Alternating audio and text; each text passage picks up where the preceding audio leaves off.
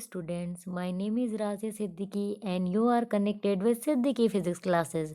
Today I am going to start my new topic on gravitation for class 9th. तो देखिए आज हम gravitation के बारे में बहुत सारी चीज़ें डिस्कस करके चलेंगे और इम्पॉर्टेंट चैप्टर है क्योंकि आपको दोबारा से एक बार फिर 11th में इसको पढ़ने के लिए मिलेगा। तो हम स्टार्टिंग से बेस बनाकर इस चैप्टर का चलते हैं। तो देखिए ग्रेविटेशन को समझते हैं सबसे पहले हम। तो व्हाट इज़ अ ग्रेविटेशन? तो ग्रेविटेशन की डेफिनेशन है, it is a force of attraction between two bodies in the universe. यानी कि यूनिवर्स में हमारे पास कोई भी दो बॉडीज़ अगर हैं, टू बॉडीज, तो उनके बीच में एक फोर्स ऑफ अट्रैक्शन वर्क करता है जिसे हम यहाँ पर क्या कहते हैं? ग्रेविटेशन कहते हैं। ग्रेविटेशन क्या है हमारे पास? फोर्स ऑफ अट्रैक्शन, यानी कि दो बॉडीज़ के बीच में लगने वाला एक फोर्स है। अब हमारे पास वो कौन कौन से हो सकते हैं? सपोज करो हमारे पास अर्थ है, अर्थ के साथ किसी ऑब्जेक्ट का मास हो सकता है, ठीक है। अर्थ के साथ हमारे पास किसी और प्लेनेट का, मार्स है हमारे पास, सपोज करो जुपिटर है, कोई सा भी प्लेनेट हम ले सकते हैं। तो अगर वो उनके साथ में फोर्स ऑफ अट्रैक्शन दिखा रहा है, वो भी हमारे पास ग्रेविटेशनल फोर्स होगा। यानी कि यूनिवर्स की हम बात कर रहे हैं, यूनिवर्स का मतलब पूरी कायनात की हम बात कर रहे हैं यहाँ पर। अब देखिए इसके बारे में कुछ हमें जनरल लॉजिक पता चलते हैं, जैसे कि हमारे पास it is the weakest force in nature, यानी कि सबसे कमज़ोर फोर्स, सबसे ज़्यादा वीक फोर्स हमारे पास अगर नेचर में कोई है तो वो किसको कहते हैं? यहाँ पर हम ग्रेविटेशनल फोर्स को हम यहाँ पर कहते हैं। It is independent on medium between two bodies, यानी कि दो बॉडीज़ के बीच में हमारे पास कौन सा मीडियम है, यानी कि एयर है यहाँ पर या वैक्यूम है। तो ये सारी चीज़ें इसके ऊपर इंडिपेंडेंट होती हैं, यानी कि इन पर कोई असर नहीं पड़ने वाला। जितना फोर्स इसमें एयर के लिए लग रहा था उतना ही किसके लिए लगेगा? वैक्यूम के लिए लगेगा। और कोई भी और अगर मीडियम हमारे पास होगा तो उसके बीच में भी वही सेम फोर्स वर्क करता है। ठीक है, इतना समझ रहे हैं ना? उसके बाद देखिए आगे डिस्कस करते हैं। हमारे पास न्यूटन ने हर एक फिजिक्स में अपनी थ्योरी दी है, तो उसने एक ग्रेविटेशन को लेकर भी थ्योरी दी है, जिसमें आप लोगों ने सुना भी होगा कि उसके सर पर सेब गिर गया था। तो ऐसी कुछ थ्योरी हमारे पास उसने दी है, ग्रेविटेशन से रिलेटेड थी वो। तो देखिए यूनिवर्सल लॉ ऑफ ग्रेविटेशन कहते हैं, या फिर इसको बहुत जगह पर न्यूटन्स लॉ ऑफ ग्रेविटेशन भी लिखा होगा, न्यूटन्स लॉ ऑफ ग्रेविटेशन। तो भी आप समझ जाएंगे कि वो इसी चीज़ की बात कर रहे हैं। ठीक है, अब देखिए होता क्या है, इसका स्टेटमेंट पढ़ते हैं सबसे पहले, क्योंकि स्टेटमेंट से हमें बहुत सारी चीज़ें पता चल जाती हैं। तो स्टेटमेंट देखिए हमारे पास क्या कह रहा है।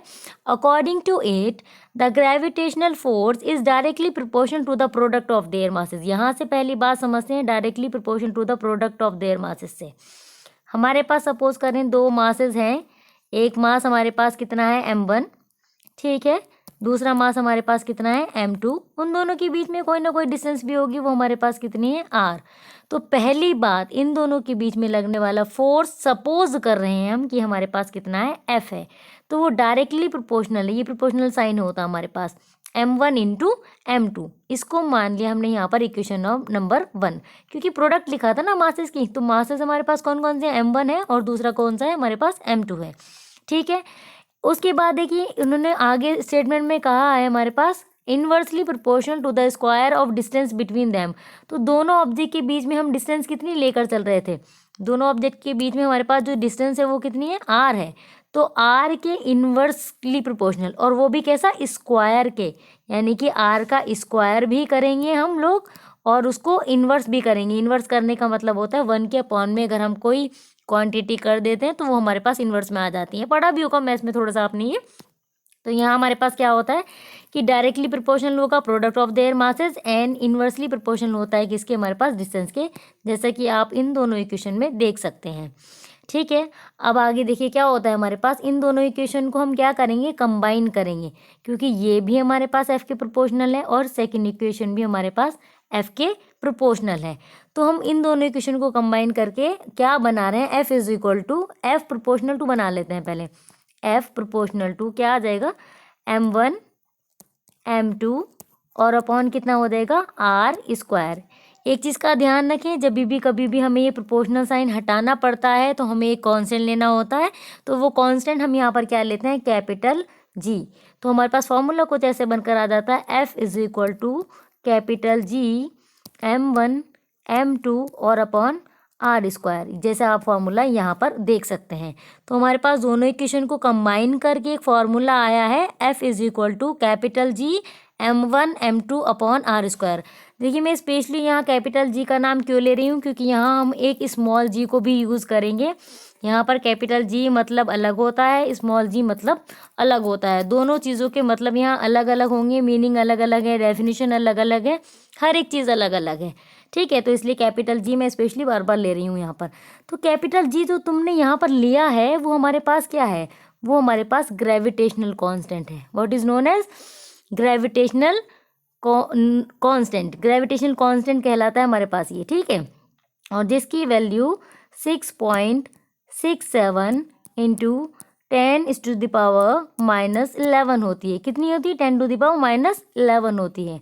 और न्यूटन मीटर स्क्वायर पर किलोग्राम स्क्वायर, इसके बारे में भी आगे डिस्कस करते हैं। तो हमारे पास फॉर्मूला होता है F is equal to capital G M1 M2 upon r square, और इसकी वैल्यू होती है 6 इंटू 10⁻⁻11। ठीक है, और इसको हम नाम क्या देते हैं? ग्रेविटेशनल कांस्टेंट देते हैं। अब देखिए हम इसकी यूनिट भी डिस्कस कर लेते हैं, क्योंकि एसआई यूनिट हमारे पास बहुत सारी जगह ज़्यादातर हमसे हमेशा एसआई यूनिट ही पूछी जाती है। तो यहाँ हम जब एसआई यूनिट डिस्कस कर ही रहे हैं तो हम इसके लिए फार्मूला जनरेट कर लेते हैं। अब देखिए फार्मूला कैसे जनरेट होगा हमारे पास, इसी फार्मूले को देखें, इसी फार्मूले से तुम्हें जी के लिए वैल्यू निकालनी है। तो हम एफ इंटू आर स्क्वायर कर सकते हैं, और M1 M2 हमारे पास कहाँ आ जाएगा? डिवाइड में। तो फार्मूला कुछ बन जाएगा ऐसा, G is equal to F into R square upon M1 into M2। हमारे पास फार्मूला बन गया ये, capital G is equal to F into R square upon M1 into M2, यानी कि इसको मल्टीप्लीकेशन में हम लेकर चले गए और ये दोनों चीज़ें हमारे पास डिवाइड में आ गई। इतना तो क्लियर हो गया ना। अब उसके बाद हम यूनिट्स देख लेते हैं, क्योंकि हमें इन सब की यूनिट्स पता हैं पहले से। फोर्स हम पहले ही पढ़ चुके हैं, फोर्स की एसआई यूनिट हमारे पास होती है न्यूटन। क्लियर, कैपिटल एन से हम इसको रिप्रेजेंट करते हैं। आर हमारे पास क्या थी? Distance between the two masses, और डिस्टेंस के लिए हमारे पास एसआई यूनिट हमें पता है क्या होती है? मीटर स्क्वायर होती है। ठीक है, आर स्क्वायर इसलिए मीटर आ गया स्क्वायर में। ओके, उसके बाद M1 हमारे पास एक मास है, दैट इज किलोग्राम। M2 हमारे पास ऑलरेडी एक मास है, दैट इज किलोग्राम। तो ये यूनिट क्या हो जाएगी हमारे पास? न्यूटन मीटर स्क्वायर पर किलोग्राम स्क्वायर। और कभी कभी आपको बुक में देखने के लिए ये भी मिल सकता है, क्या लिखा हुआ होगा? Newton metre square kilogram inverse square लिखा होगा, यानी कि -2 लगा हुआ होता है, लेकिन उस टाइम पर नहीं लगा होता है ना, ये नहीं लगा हुआ होगा। तो ध्यान रखेंगे इस बात को कि हमारे पास न्यूटन मीटर स्क्वायर पर किलोग्राम स्क्वायर, या फिर newton metre square kilogram inverse square होता है। ठीक है, इसकी एसआई यूनिट भी हमें पता होनी चाहिए, क्योंकि कैपिटल जी और अभी जो स्मॉल जी पढ़ने वाले हैं उन दोनों की यूनिट में भी काफ़ी डिफरेंस होता है हमारे पास। इतना समझ रहे हैं? अब देखिए हम आगे चलते हैं। आगे हमारे पास है डेफिनेशन ऑफ कैपिटल जी। अब जब फॉर्मूला हम निकाल ही चुके हैं तो फॉर्मूले से कुछ हिंट लेकर या फॉर्मूले में कुछ चेंजेस करके हम इसकी वैल्यू निकाल कर हम उसकी डेफिनेशन लिखने वाले हैं। तो देखिए हमारे पास यहाँ मासेस थे दो, M1 और M2। इन दोनों मासेस को हम दोनों को 1 किलोग्राम मान लेते हैं। दोनों 1 किलोग्राम के हो जाएंगे, और दोनों के बीच की डिस्टेंस मान लेते हैं 1 मीटर, यानी कि जो डिस्टेंस ही M1 और M2 के बीच की वो मान ली हमारे पास कितनी है? 1 मीटर। और मास ये भी 1 किलोग्राम का, और ये भी कितना हो गया? 1 किलोग्राम का। तो हमने अगर किसी की वैल्यू, यानी कि M1 M2 की वैल्यू, R की वैल्यू, सबकी वैल्यू 1 रख दी, तो इस फॉर्मूले में अगर हम सबकी वैल्यू 1 पुट कर रहे हैं, यहाँ भी 1, यहाँ भी 1, यहाँ भी 1, तो हमारे पास F किसके इक्वल आ जाएगा? G के। F हमारे पास क्या आता है यहाँ पर? Force of attraction between two bodies. और G हमारे पास यहाँ पर क्या आता है? Capital G universal gravitational constant. तो यहाँ अब हम डेफिनेशन लिख सकते हैं, universal gravitational constant is defined as the force of attraction, यानी कि यूनिवर्सल ग्रेविटेशनल कांस्टेंट किसके इक्वल है तुम्हारे पास? फोर्स ऑफ अट्रैक्शन के। वो भी किन के बीच? अब यहाँ पर आपने कंडीशन लिखी है, वो आपको यहाँ मेंशन करनी होगी। Between two bodies of masses 1 kilogram each, यानी कि वो जो दोनों मासेस 1 किलोग्राम के थे उनके बीच में separated by a distance of 1 metre, और उन दोनों के बीच में डिस्टेंस हम कितनी लेकर चल रहे थे? 1 मीटर। तो ये हमारे पास कॉन्सेप्ट होता है कि यूनिवर्सल ग्रेविटेशनल कांस्टेंट को हम force of attraction between two bodies having mass 1 kilogram each और separated by a distance of 1 metre, याद रखना है हमेशा इस चीज़ को कि अगर दोनों मास 1 किलोग्राम के हो जाएं, 1 मीटर की इन दोनों के बीच में डिस्टेंस हो जाती है, तब हम कह सकते हैं कि वहाँ पर हमारे पास क्या हो जाएगा, वो force of attraction between two bodies is known as gravitational constant, capital G. और ऐसा यूनिट न्यूटन मीटर स्क्वायर पर किलोग्राम स्क्वायर। और ग्रेविटेशनल कांस्टेंट है क्या, वो भी आप लोग पता कर चुके हैं।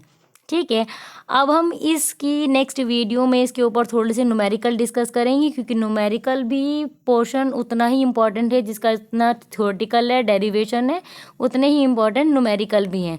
तो हम अपनी नेक्स्ट वीडियो में इसको डिस्कस करेंगे। लाइक करें, शेयर करें और सब्सक्राइब करें मेरे चैनल को। Thank you.